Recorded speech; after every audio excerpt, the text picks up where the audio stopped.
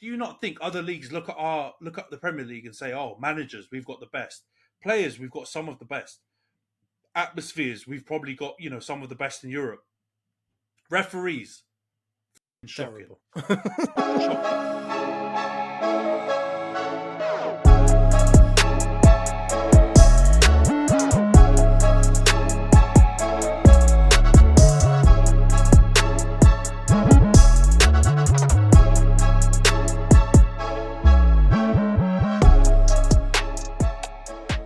Hi everyone, welcome back to the social media derby.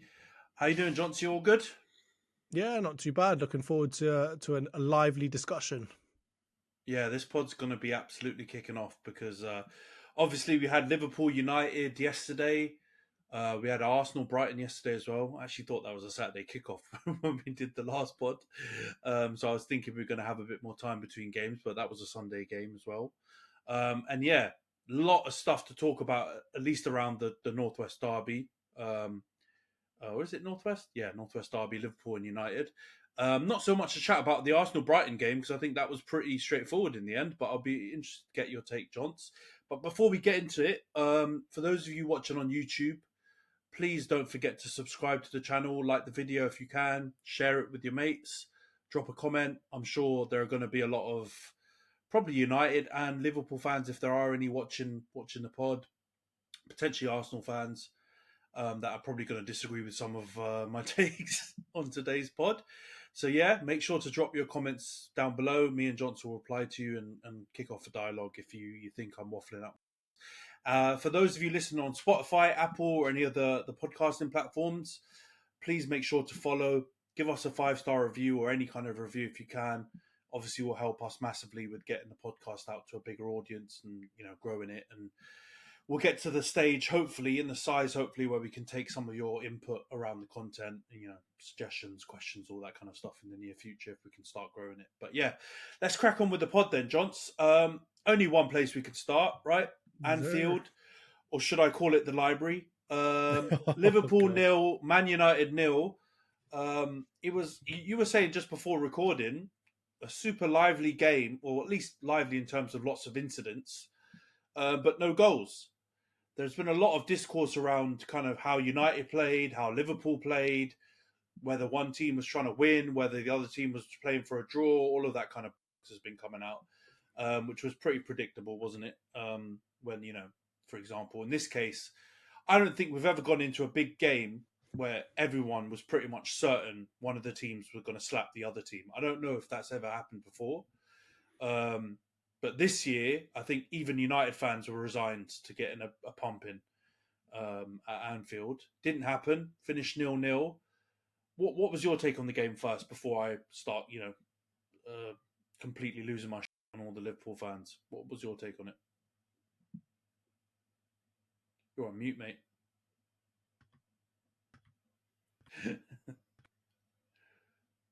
You're back on mute. Yeah, so I mean, when I was watching it live, I mean, muting myself was suitable for what I was going to say. Basically, when I was watching it live, it was boring, right? There wasn't really that much going on.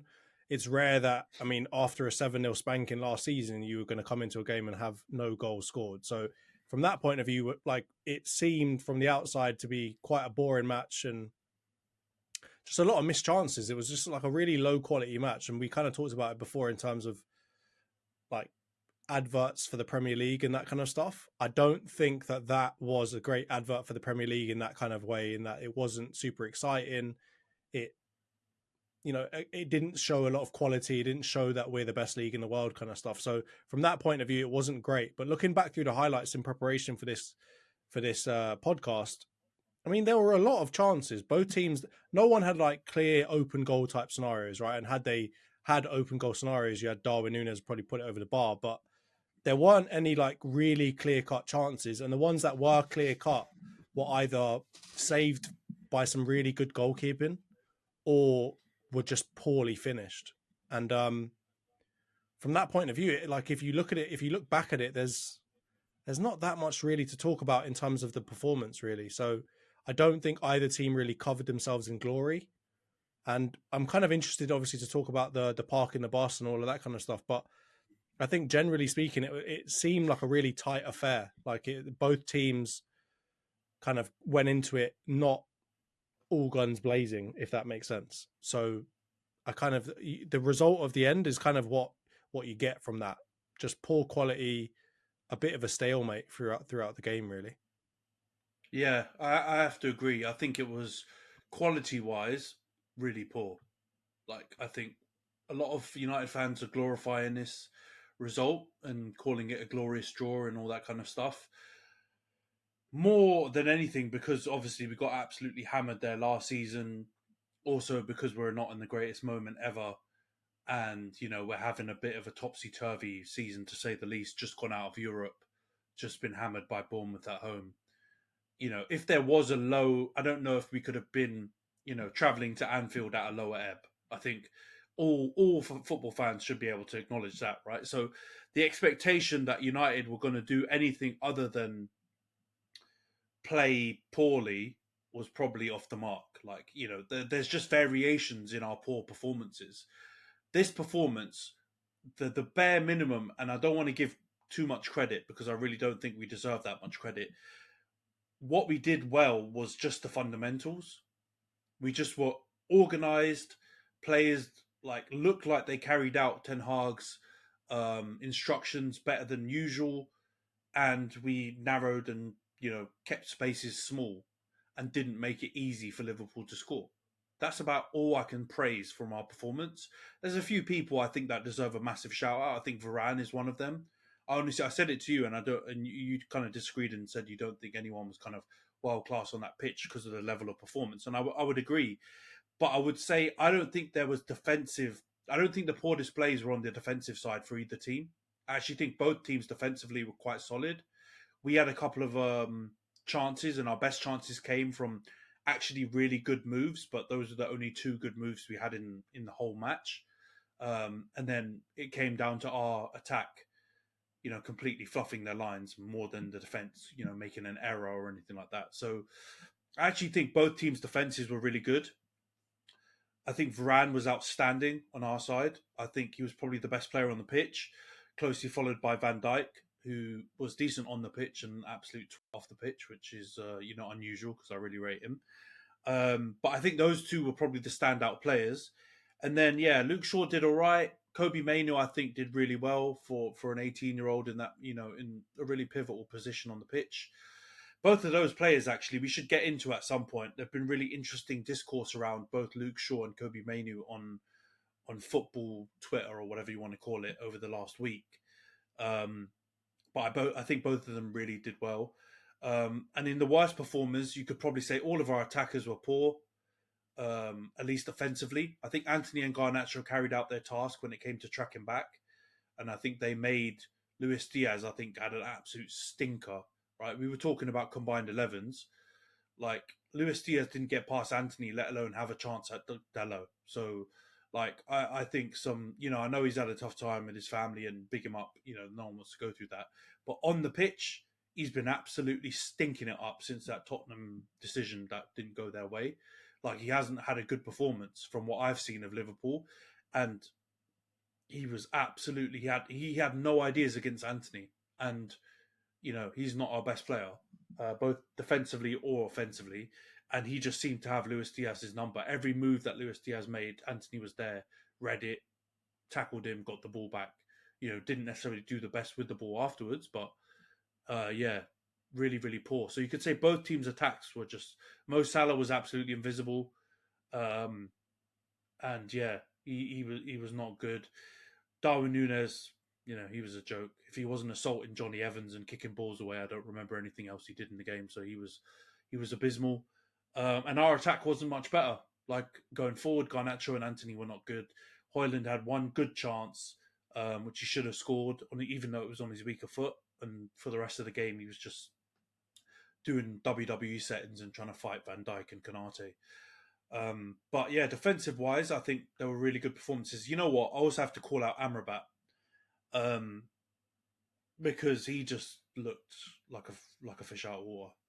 I have to be honest. Like, he'd actually been playing fairly decently in some of our bad performances recently. He'd been like probably the only player you could give a slight bit of credit. in the Bayern Munich game, in the Bournemouth game, in the Galatasaray game. I think he was okay in all three of those games. But against Liverpool, I think he just looked just like a couple of levels of quality below.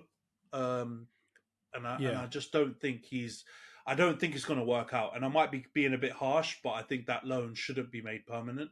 Unless he's going to be used as kind of just like an understudy to Kobe Mainu or something like that, just as an experienced head. But he should definitely not be in our first choice midfield. I think he was, yeah, I, he I would say the same about Endo. Really, there was a severe lack of yeah, I would quality in the agree. centre Yeah, midfield. Endo. Like Kobe Mainu was probably the best central midfielder on that pitch yesterday, which is nuts to say about a youngster, because Endo wasn't great either. Amrabat, as you say, was poor, and it says something that Kobe Mainu really stepped up in the Yeah, no, absence of pretty much every other central midfielder.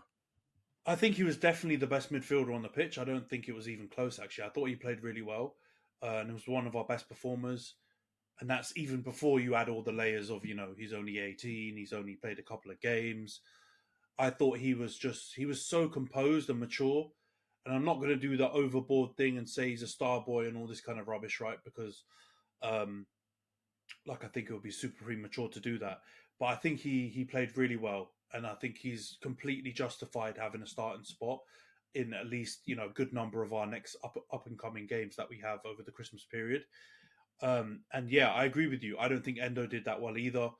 I thought he just looked a bit nervous or a little bit off it. Like, understandably, his first Liverpool United game. He hasn't necessarily been playing in the biggest teams in any of the leagues, so I understand that. And yeah, Amrabat didn't look great. But I tell you what, the two worst midfielders on the pitch were Szoboszlai and McTominay. They were both abysmal, absolutely shocking. Right, Hungarian Steven Gerrard, I heard about SpongeBob. He was so poor. He did f all. He didn't carry the ball well. He couldn't string a couple of passes together. He was shooting erratically in like the first half when there's no like kind of pressure to take those kind of shots. I just thought he looked over emotional and just he should have been hooked at half time, right? We talked about it before we recorded. That's what kind of you remembered of the game, but honestly, he should have. He was really really bad, and I'm not saying that he's a bad player. Before Liverpool fans lose their minds, I still think he's overall been a really good signing for you. But yeah, I've not been impressed with him in the last couple of weeks. I think he's dropped off big time. And McTominay, you know what? The Hoyland move that he had, that we had probably the best chance of the game. I say I know you kind of disagree with it, but I think that was the best chance of the game. McTominay played a role in it. To be fair, he did like a neat little 1-2. He was involved in it. Even the Garnacho one, I think the Garnacho chance, which was our other kind of big chance of the game. He played a line breaking ball to Kobe Mainu, who then did a really good through pass to Garnacho. So he was involved in some of our best stuff, but that's not the problem with him. Right, Scott McTominay's biggest problem is for the rest of the game, how can you impact it in a positive way?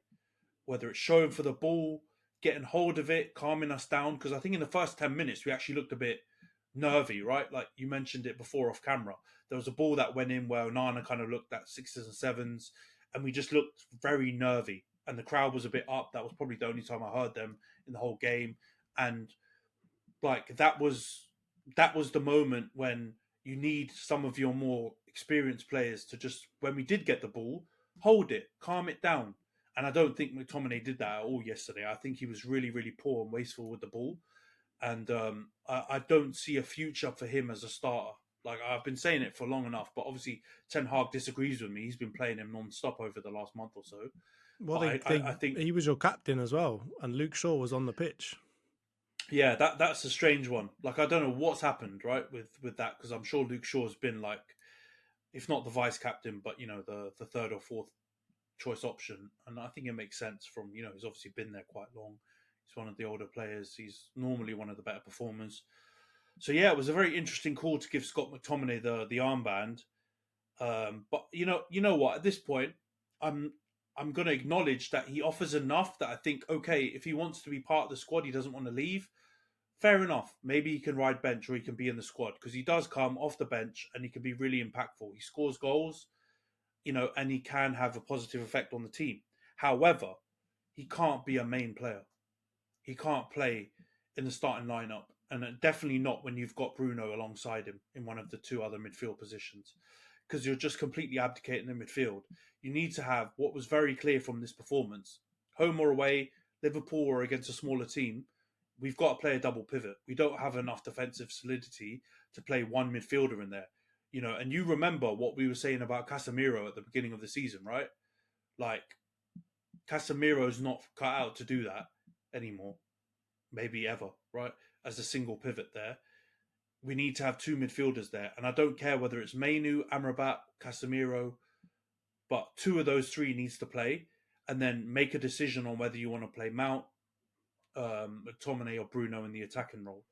But that has to be the decisions going forward, right? Like, I think it's just so plainly obvious that in the last two games, we've had a bit of defensive solidity and we played two in there. Against Bayern, okay, we weren't good going forward, but they never cut through us and had loads of chances, right? There was a Harry Kane piece of skill that done us and we lost the game. And in this game, we weren't completely cut open really at any point. So, yeah, it was a really poor game, but, fundamentally, if we can start from this very low base, I'll be happy. And yeah, Mainu needs to start in there for me. Do you have any worries though that if you play that double pivot, right, and let's say it's Mainu and Casemiro, right? Because I think that could work. Maybe Casemiro doesn't have the juice to be playing a single pivot role anymore. You just can't do that, especially if you've got McTominay and Bruno, who I think actually, if we profile McTominay the right way, he actually needs to play more in a position where Bruno might be playing. He's obviously not as creative, but it seems like he offers a lot more going forward and not very much going backwards. So if you're going to play McTominay and Bruno with a single pivot behind them, you're going to keep getting cut through like a hot knife through butter. So if you play that double pivot with Mainu and Casemiro, do you not worry that you're going to have some trouble like attacking like creativity from a creative standpoint? Because I mean, you did make good chances, and obviously you had a couple of really good chances yesterday. But do you not worry that you're going to kind of rely on just a couple of big chances per game if you're playing that kind of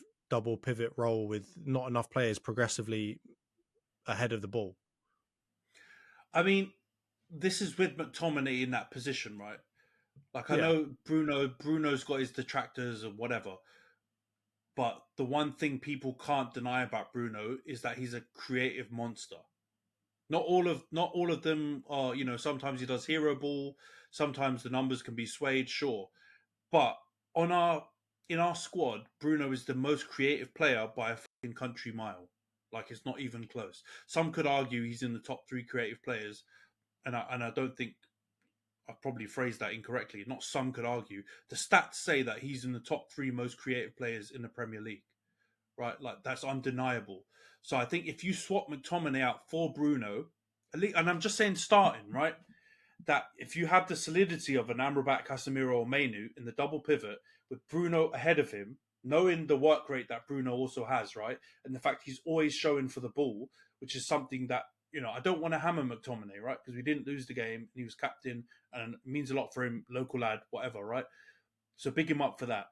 But McTominay doesn't show for the ball, right? He actually, one of his biggest negatives is that sometimes it looks like he goes hiding and shies away from the ball. So automatically you bring Bruno in. That's one positive added to that current setup. Number 2, Bruno's vision is on a different level compared to McTominay, right? McTominay actually might have more of a goal threat, getting into the box late, finishing, has actually got a really good finish on him. Bruno might not have that same level of late runs into the box and some of his finishing boots, right? But the creativity, I think, outweighs that. And you look at the rest of our attacking players, I don't trust Antony to create. I don't trust Garnacho to create. They're not creative wingers. They are shoot-first wingers. They are cut in, get a sight at goal, shoot.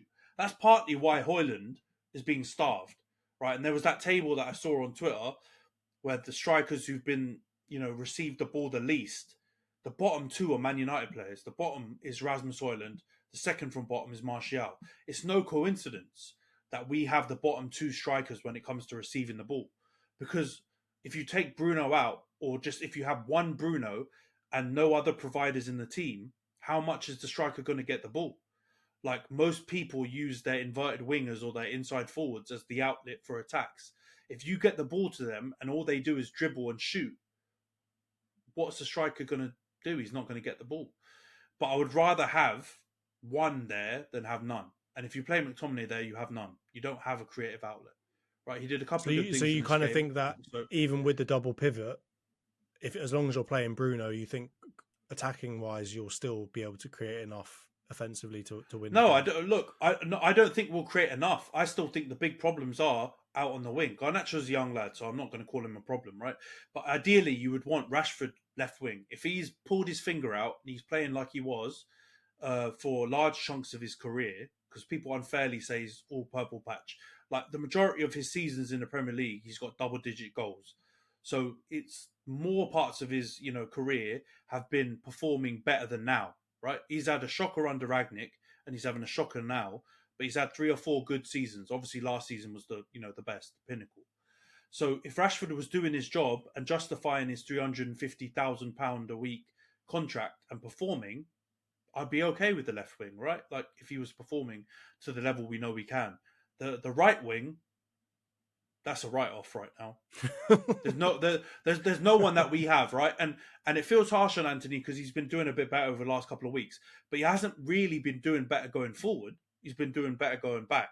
So I can see the value in that, and I can see in games like Liverpool, like City away, like Newcastle away. I was shocked that he didn't play the majority of that game. Like Arsenal away, I could see why you would put wingers that are going to play that way. That's fine. But in games where we need to create an attack, we need an equivalent player to Rashford on the right hand side in terms of goal threat and in terms of creative output. Because Rashford, if I looked like at a comp of Højlund's chances, because obviously it was going round, it's 14 games, no goals, everyone's killing him, which is understandable. He's actually had some chances, man. Like he's literally been this far away from crosses about 7 times. All of those crosses have come from Rashford. And really, it's not a slant on Rashford. The balls have been good. He hasn't anticipated them well enough to get on the end. And I think, like a predatory striker, like remember Cavani when he was at us? How many times was Cavani just in the right place to either whack one in, header it in, or just like shin it in, right? Because he anticipated where to go. And I don't think Højlund can do that. So if you included those chances, Rashford would probably have about 10 assists, right? But because Højlund hasn't been there, he hasn't had them. So I'm okay with Rashford if he performs to his capabilities. But yeah, right wing, ideally I would like us to go and get someone to go and perform similarly on that side. But we can't. We're not going to do that now, are we? So you spent 80 odd million on a right winger. You're probably not going to go and spend another 8 million to get one. But I mean, speaking of compilations, I saw a compilation of Zlatan and the goals that he scored for you as well. Yeah, I saw that. And he this is the thing about like the Haalands and the Højlunds of the world, right? They're predators, right? They're one touch bang kind of strikers, right? They're scoring within the first 2-3 touches. That compilation I saw of Ibrahimovic was just different gravy, though, because he was taking touches, dribbling around people, slapping balls like top corner, bottom corner, wherever he needed them to go. And I think especially if you've got the kind of striker that Højlund is, and it's no knock to him at all, because, I mean, it works perfectly for Haaland, doesn't it? To just kind of get on the end of stuff, one touch bang. But especially if you've got a Højlund or Haaland type of striker, there's not that much creativity or kind of flair to come out of them, right? They're not going to get on the ball like Harry Kane, take some touches, beat a couple of people, and then slot one past the keeper. So I think from that perspective, even more so, you need to rely on people like Antony, Rashford, Garnacho, on top of Bruno, to be more creative. Because I think the issue is, if you have Bruno, but you've got nothing coming from the wings in terms of creation, it's too much for one guy to shoulder, right? He's going to have games where he's off. Yeah. And look at City, right? They've got De Bruyne, and of course he's just putting balls on the penalty spot pretty much constantly. But they've also got they had players like Bernardo Silva, and they had players like Gundogan that were setting chances up, and they have players now like Doku and Foden and all these other players that are creative and that they can kind of step up when De Bruyne is not there. And I worry for you guys that if you're only relying on Bruno, like that's too much for one guy to handle. Like it's far too much for one guy to handle, even if he is your captain and he is one of the most creative players in the league, he's not going to be able to do it. So from that point of view, right now, I worry for you. I feel like Casemiro actually probably offers more than the both of your wingers combined in terms of creative outlet. You're not wrong though. Like, and I think the argument here is the expectation, right? Because I think your expectation should be for Garnacho, Antony, Rashford, if Sancho wasn't being an absolute wally, Sancho, to be the additional creators to help Bruno. That should be the expectation. The reality is, I don't think any United fans have that expectation anymore because we know what they are, right? Minus Rashford, I think the expectation should still 100% be on him. But midfielders, I think the expectation's not on them, but I think we could probably expect to see some creative output from Casemiro. I'd even say Kobe Mainoo, because I have to be honest,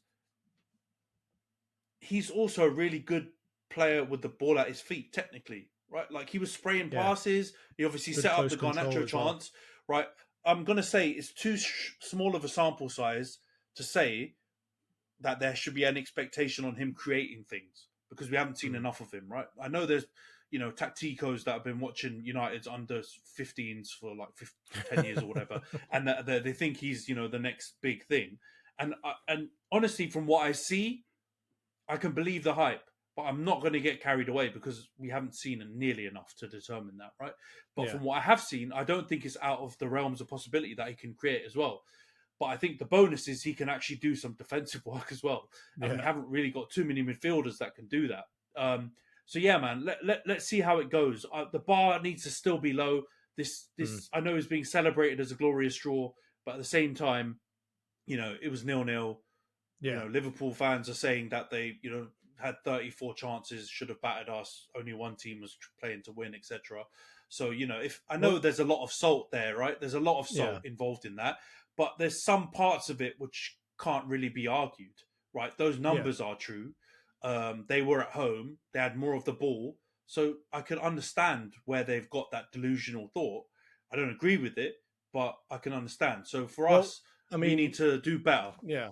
0-0's not good enough. I mean, on that note, so let's get into a couple of hot topics that we kind of wanted to touch on. So first of all, I think we can be a quick one with this one, but Luke Shaw, handball or no handball, mate?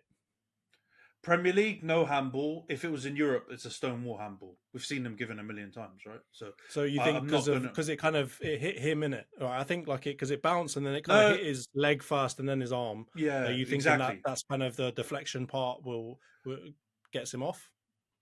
Yeah, I mean, to be honest, mate, we've had this conversation a gazillion times on this pod, and we're going to hammer the referee in a minute. So, but let's be honest. Do you think it's a handball of your knowledge of what you think handball should be? What I think it should be? No, it's not a handball. Yeah, exactly. But you're going off what the rules have been, demonstrated to us should be applied. Should be applied. It could be. It could not be. Right. Exactly. The confusion point is on how it's applied. But that's not a handball. You're having a bubble if you think that's a handball. In Europe, okay, right? Because I know Europe's just like all over the shop. They want. Their interpretations are all over the place. But in the Premier League, that's definitely not handball. So yeah, let's move on. Fans need to go over that. That's not. All right. Next controversial decision. Dalot got sent off, and if we describe this, so the ball comes off of a Liverpool player and goes out. It's close, obviously. So somehow the referee gives it to Liverpool. He's obviously livid, throws his hand and starts shouting at the ref.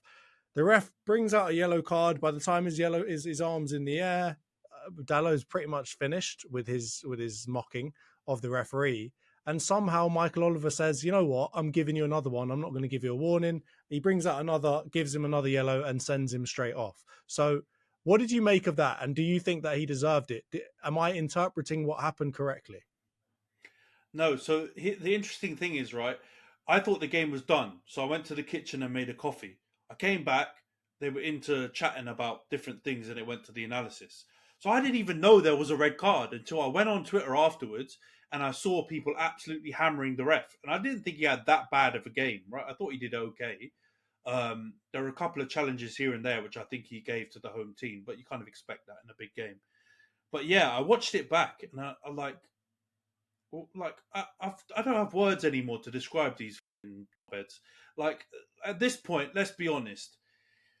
The first one, I get it. Give him a yellow card. Man's shouting, even though you f***ed it up and it's actually a Man U throw, so it's on you, right? But okay, fair enough. Like you said, it's a bit contentious. The ref's probably not got the best angle, and the linesman, I don't know what he's doing. He's twiddling his thumbs on the other side of the pitch. He should spot that one, but he doesn't. They give it to Liverpool.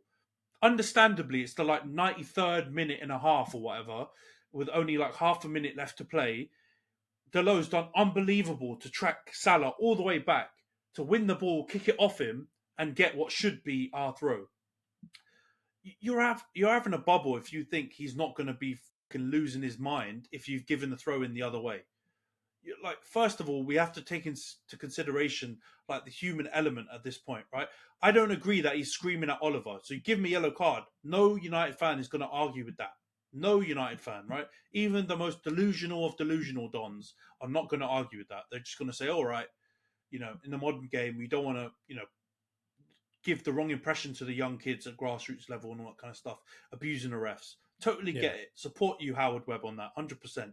The second one, though, literally, he's just being like a job's worth. Because, like you said... I saw someone describe him as a policeman. Yeah, literally.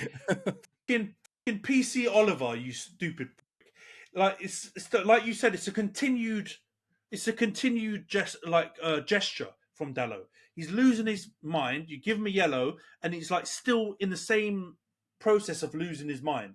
It's not like he stopped, came running over to Oliver's face, tried to nut him or do something else beyond like his original gesticulation. And somehow he's decided, you know what, I'm going to give you another yellow card. And I saw someone talk about it. I can't remember who it was, but it was someone analysing the game, and they said, look, like in times gone by, the referee would have come up to the player after giving him the first yellow, after the first kind of, descent or whatever, and said, look, mate, I'm giving you a yellow. You keep going, or not even if you do it another time. If you continue right now, I will give you the second yellow and you're gone, mate. How you can determine that he's like done a second offence when it's essentially just the first, still the elongated back end of the first offence? I have no idea, right? And it made me go back to that time. I think it was at Wolves, was it, where Martinelli got 2 yellow cards for like movement. Essentially, the same play. It was like a play on. He fouled. So I think he tried to stop a throw in, didn't he? Like jumping in the way with his hands. It played on, and then he actually went and pulled the guy back as well. To be honest, I thought that was like disgustingly harsh at the time. But at the same moment, I thought, you know what? That's 2 different incidents. Although I don't agree yellow carding both. Like I think a ref could get off with saying he's done that obstruction of the throw-in. That's the yellow card, and then he's pulled someone back on the counter. That's stopping, that move. 2 yellow cards. But even then, I thought that was disgustingly harsh. And with this one, to be honest, I don't know if he feels a bit of the crowd, at the end where they were starting to get a little bit, nervous and try and, help the team on and bottled it and his arse fell out. I don't know. But yeah, I think it wasn't the right decision. Like, so I think did you see what Nunes did earlier in the game? And do you feel like because I saw a couple of people comment, like, if Dalot's getting sent off for that, why didn't Nunes get a second yellow for essentially mocking the ref's decision? Yeah, but I mean, that's talking to a different issue, isn't it? That's like talking about the consistency issue with referees. And I think most of us acknowledge that's the biggest problem. I have no problem if one referee wants to referee the game, for example, at corners, and a defender's got, the hold of someone's shirt and they want to referee it that way, you give penalties or whatever for that, because technically they're right. But it just needs to be done consistently. But that's a different problem. I just think this was the wrong call. I don't even think Darwin deserved to get sent off for that. I understand why people are, deflecting it and saying, oh, look at Darwin. He did the same, if not worse. Sure, he did. But neither of them should have got sent off. Neither of them. Yeah. It's just really, really, I think describing them as a job's worth or as a Yeah, it's just It unnecessary. it stinks of the referee kind of being like, you know what, the game seems to have quietened down now. I want to show my impact, so I'm gonna go and do it. And I kind of feel like he, to a certain extent, probably had it in the back of his mind that like someone did it to him earlier, or there's too much dissent happening in the game, so I'm gonna make an example out of him and I'm gonna send him off.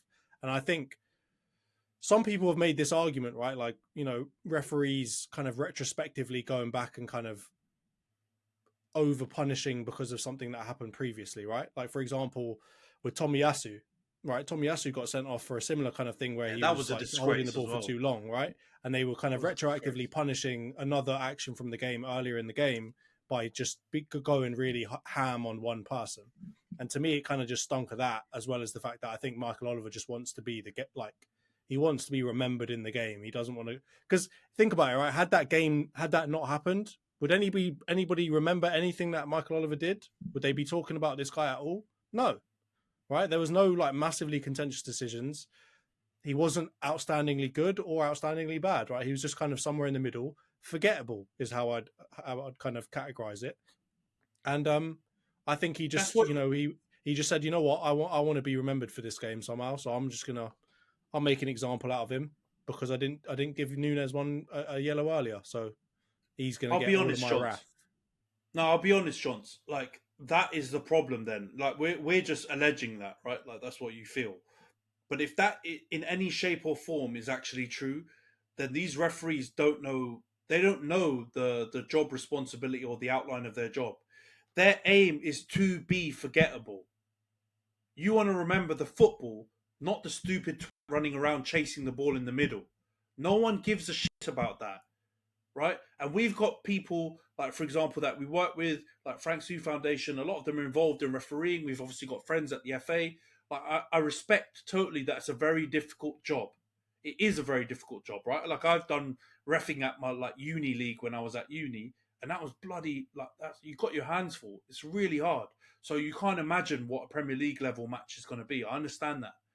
But if there's any inkling, right, and we know that referees in the past have been like this, right? Mike Dean is the biggest example, right? You knew that this Don was trying to make it all about him all the time, right?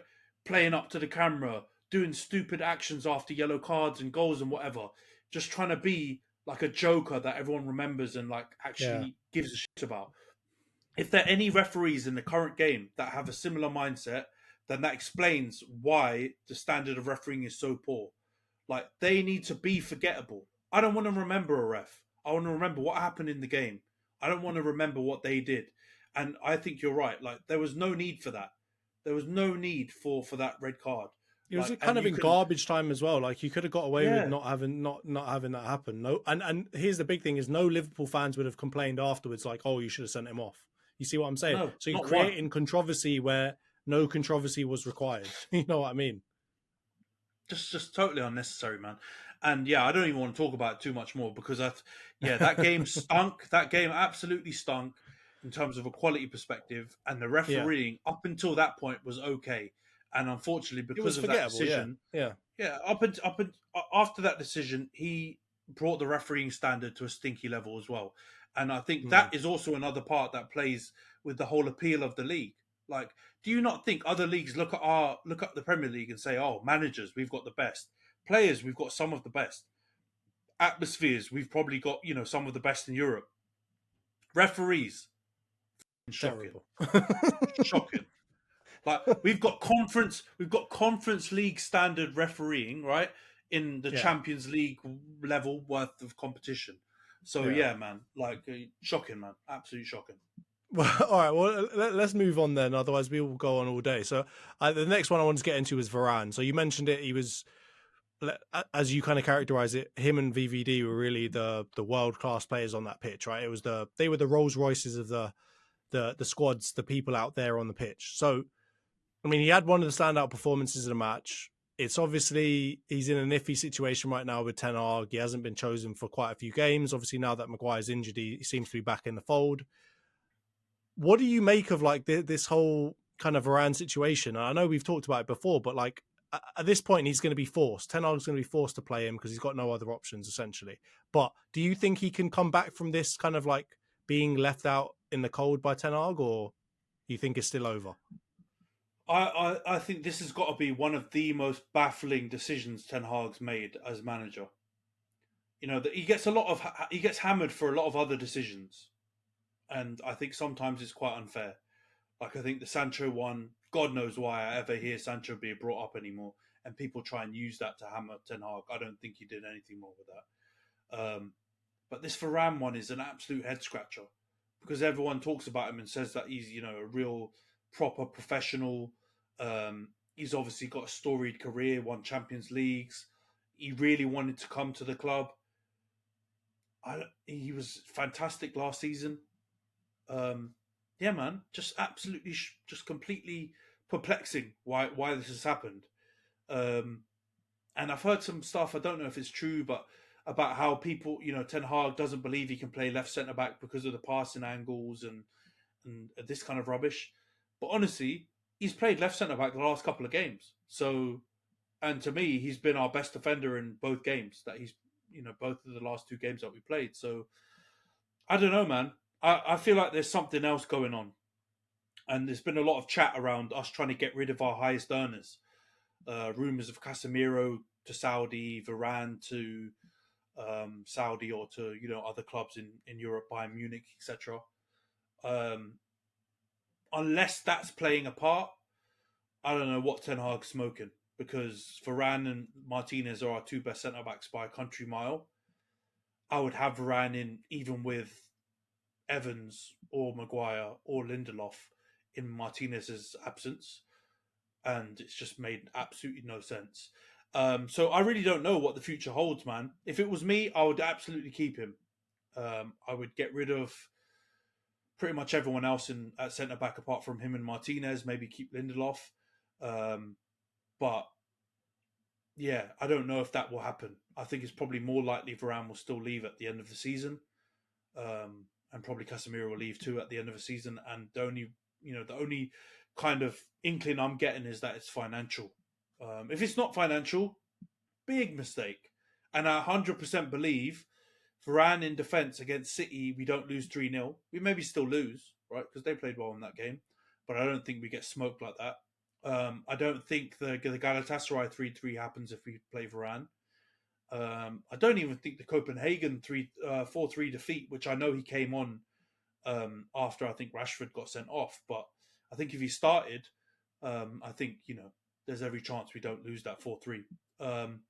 So yeah, I don't know, man. It's just absolutely baffling. And I have to admit, like I said at the beginning, it's one of Ten Hag's most just head-scratching decisions. And I think it will be proven to be a bad one. I think he's going to regret that. Yeah, no, I couldn't agree with you more. And I think kind of it's no accident that one of your like most solid performances against one of the best teams in the league comes with having 2 extremely experienced centre-backs. And I mean, Evans, for all of his, you know, deficiencies, let's say, in terms of his age and his speed and whatever else, he's an experienced centre-back, right? He's won leagues. He's won multiple leagues. He's been part of multiple winning campaigns. He might not have it all physically, but he's got enough to know where to be and you know, how to get the best of strikers, essentially, right? And you had arguably one of the fastest attacks in the league coming up against him, and he, you know, maybe got left a couple of times, but it wasn't too bad. You stick him next to a bloody Rolls Royce Varane, who's won multiple Champions Leagues and La Ligas and whatever else. There's no, I don't think there's any like coincidence that the 2 of them were able to keep Mo Salah and whoever else quiet. And then you think you had left back, you had Luke Shaw, who's also very experienced, one of your more experienced players, right? There's absolutely no coincidence why you were defending well. And I think if Ten Hag wants to die on this hill about getting rid of certain players for reasons unrelated to football, I can see him getting sacked, right? Because with Sancho, with Ronaldo, he got away with those, right? with Sancho, it was kind of related to football, but also kind of slightly the reason why it dragged on so much is unrelated to football, right? The fact that he won't apologize. With Ronaldo, it certainly wasn't just because of his, lack of tracking back and whatever else, because you've got bloody Rashford and whoever else that just don't want to track back either. So that's not too much of an issue, but obviously the Piers Morgan interview was enough to put the nail in the coffin there, and he can get out of that kind of unscathed. But with Varane, I don't see Varane ever coming out and doing either of the things that Sancho or Cristiano Ronaldo did. Right? He's not going to come out publicly and diss you.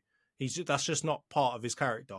So if Ten Hag chooses to still freeze him out, I think that could be the end of him, because getting a new player in that fits the profile that Varane's got, you might get lucky and get a prospect that's as good as him, like right now.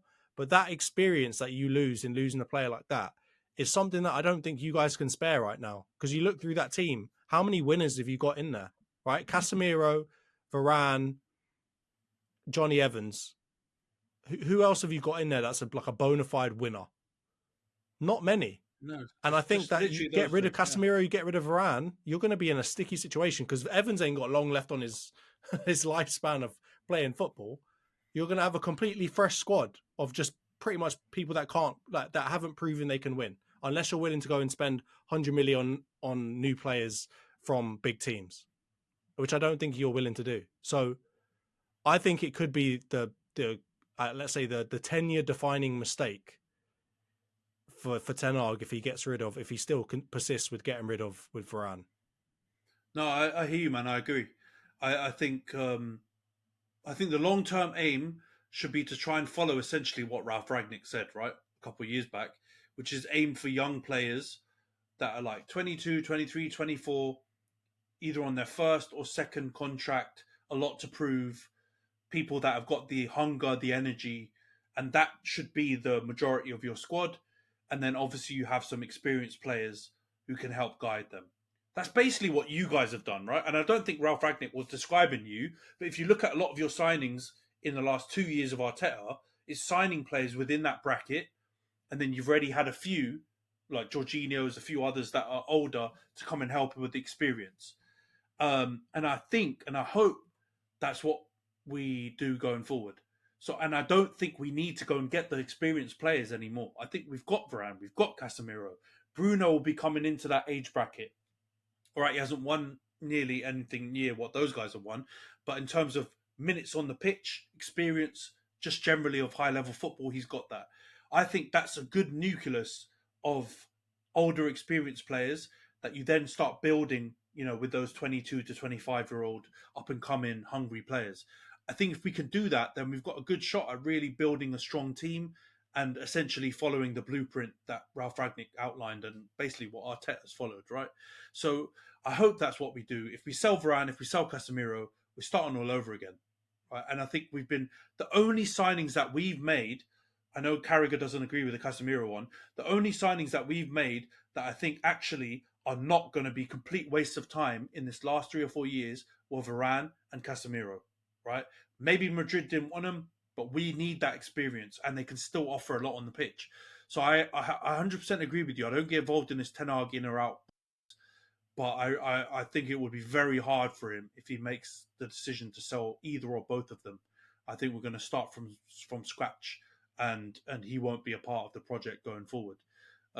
So yeah, man, it's really interesting. But yeah, let's hope he doesn't do it from my perspective.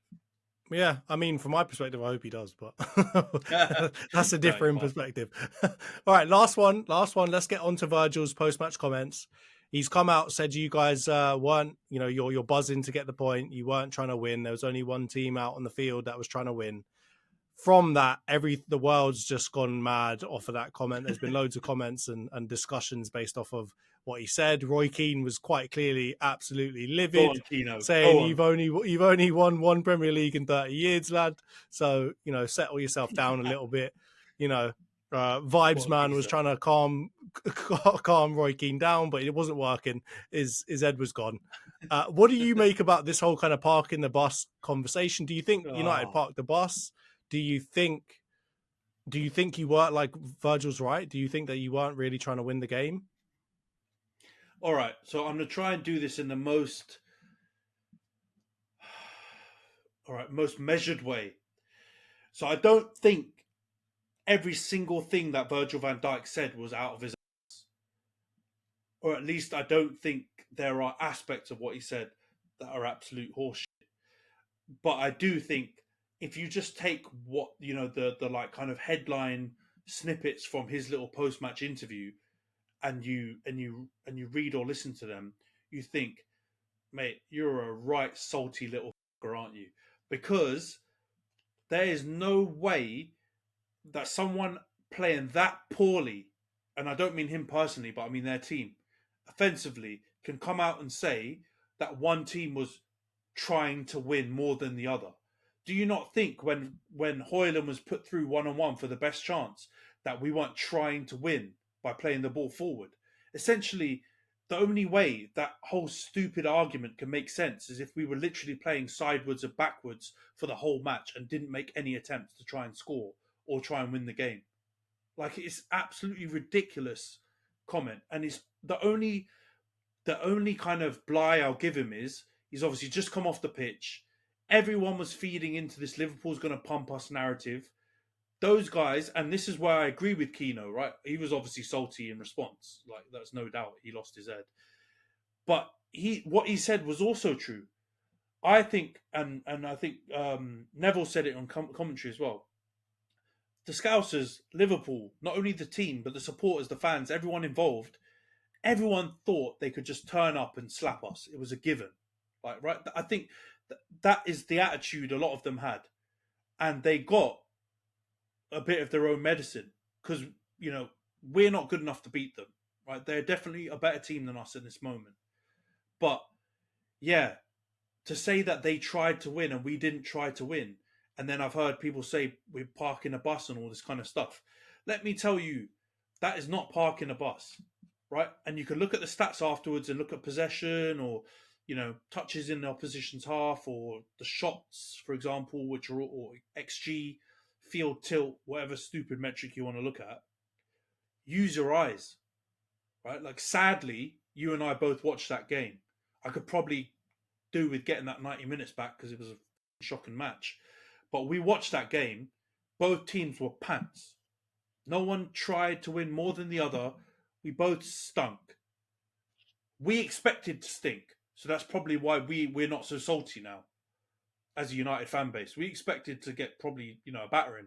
So for us to come out and not get a battering but still play poorly, we expect it. I don't think Liverpool expected it. I think they counted their chickens before they came home to roost. They expected to beat us easily. Maybe not 7-0, but I think they expected to beat us. And their arrogance was their own downfall. And I think once, I think it was by like the 50th minute or something, and Liverpool started taking all those long shots, I was like, you know what? I think they don't know what they're doing.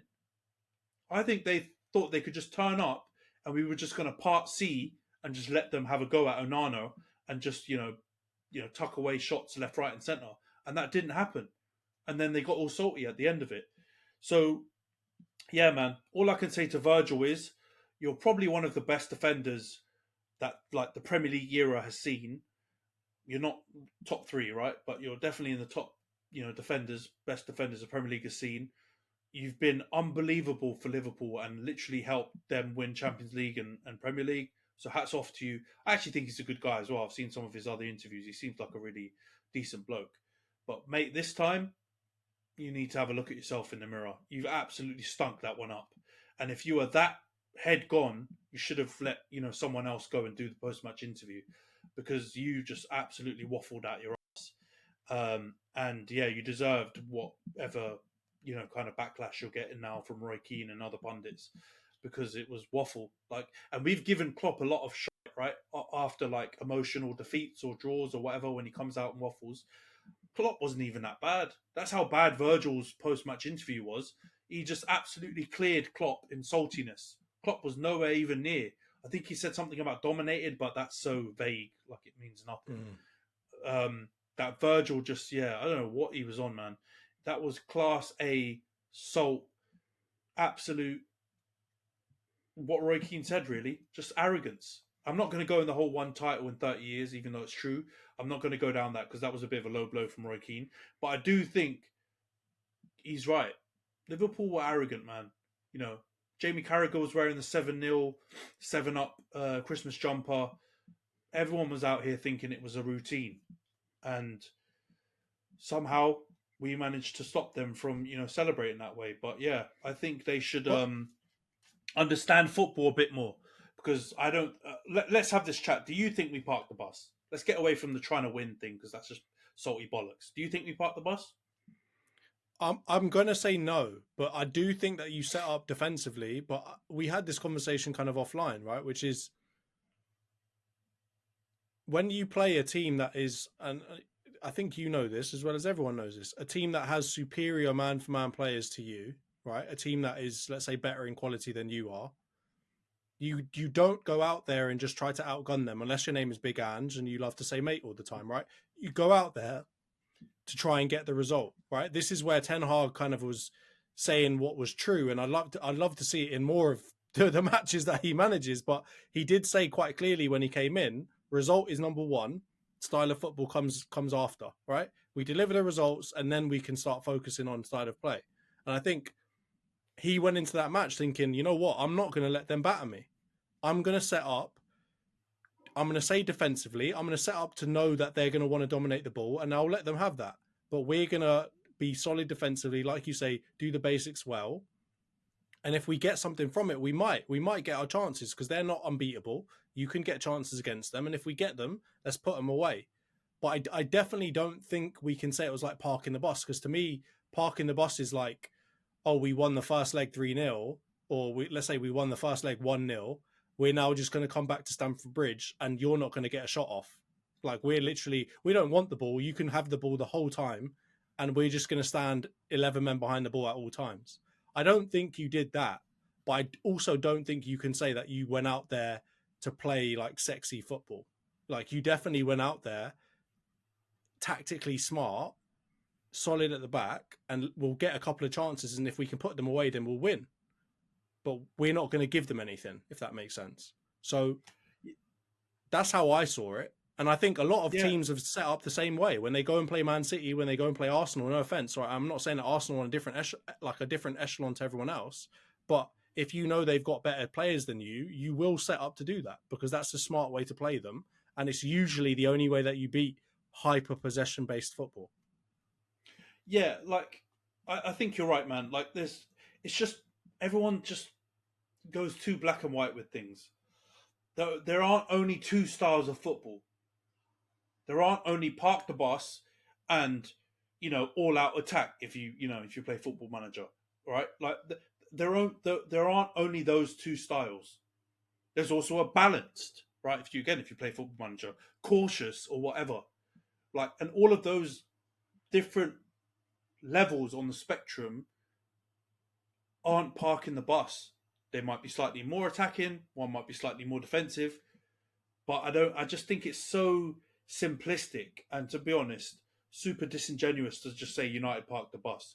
As soon as United don't play squashbuckling football, we park the bus. Like, that's what everyone says every single time. It's rewriting history.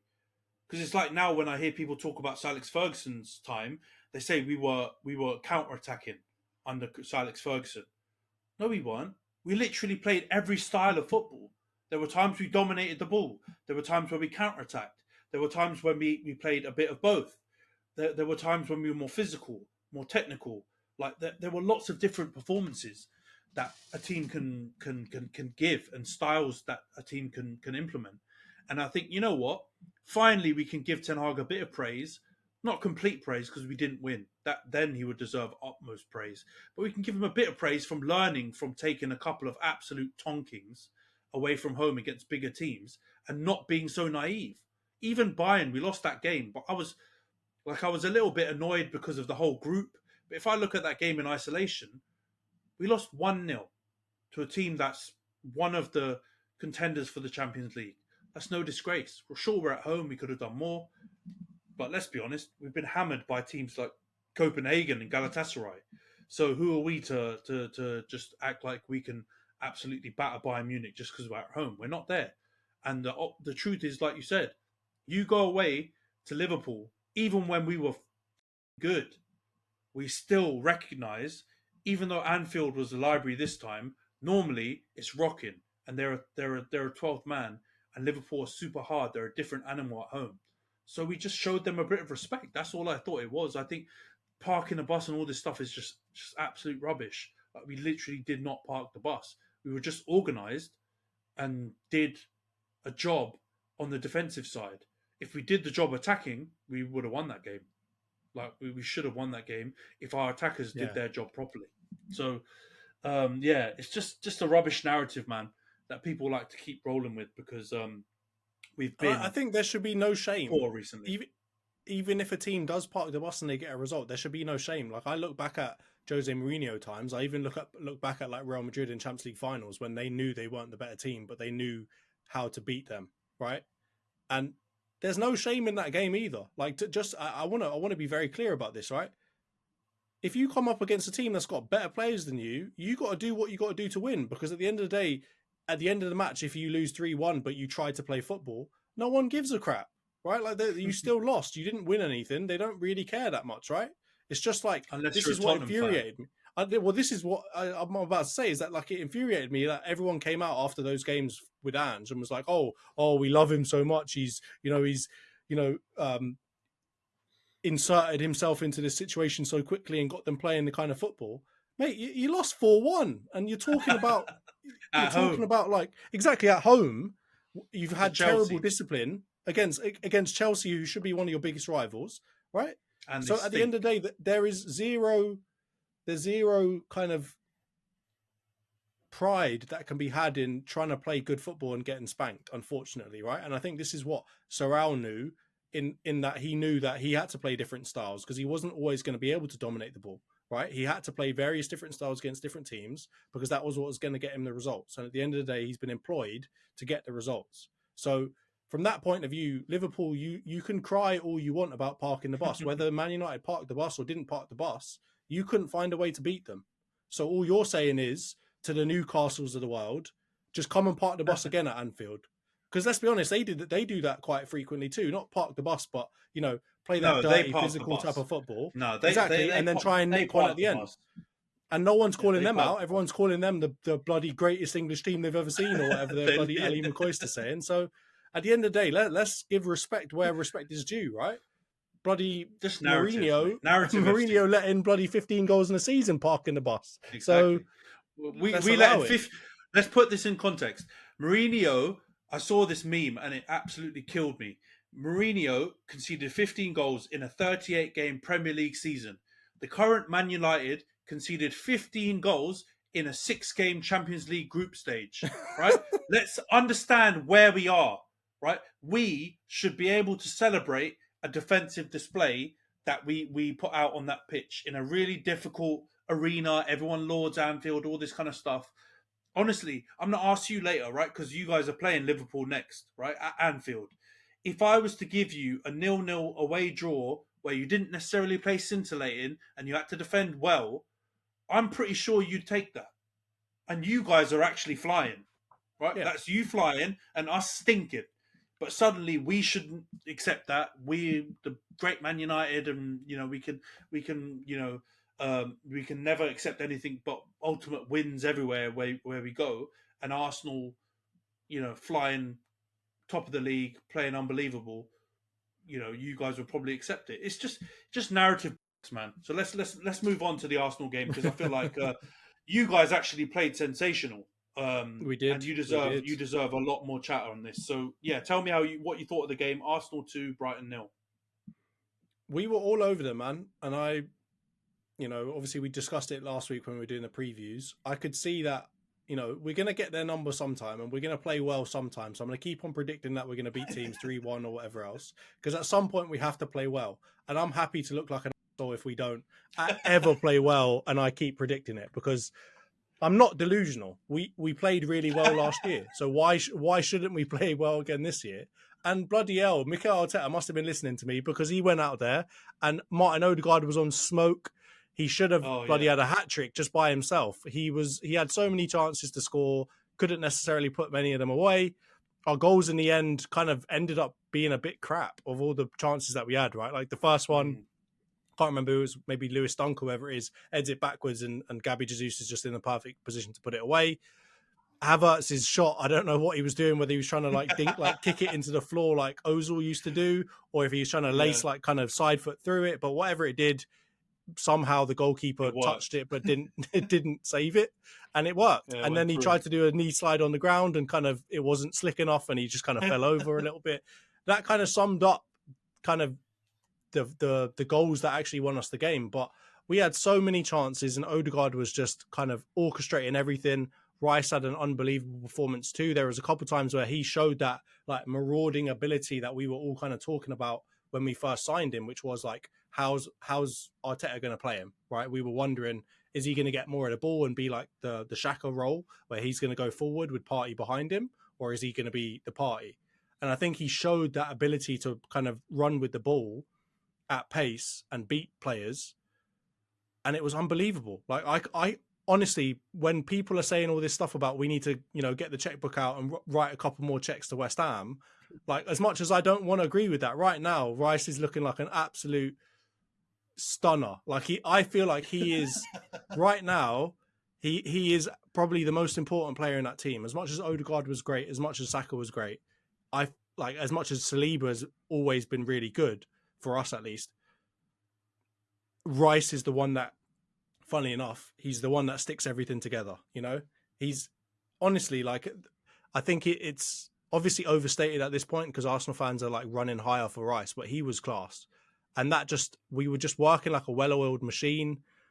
The fact that we couldn't put away more of those chances bothered me though, because it got to that point where like Pascal Gross had like a pretty open chance really. If he just hit it a little bit later, it would have been in. And Raya was already sold the other way, thinking it was going past him. So he pretty much had an open goal and missed it. And I was thinking if that had gone in, it would be a completely different conversation that we're having right now. But luckily, Pascal could not get it past the post. So I'm happy. I'm really, really happy with that performance. I'm happy to see Havertz get on the score sheet. Have that, all of you lot that are talking crap about him. Have that, bloody Chelsea fans who just like... And when I say talking crap about him, I'm talking to myself, by the way, because I also put him for flop of the season. But take that, Chelsea fans who were like, oh, yeah, we were trying to get rid of him for ages, even though he won your bloody Champions League. So have that, Kai Havertz. I want to sing the song, but I won't. Man, honestly, I have to 100% admit, hold my hands up and say, you guys absolutely slapped the living daylights out of Brighton. And I really don't think I'm going overboard with those words. Like, Zerbi said it, didn't he? He literally said, we had to suffer, and our team's not used to suffering.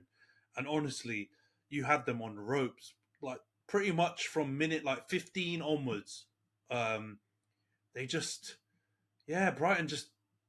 They didn't even look like themselves, man. And I think you've probably unlocked a way to play Brighton, and that's to just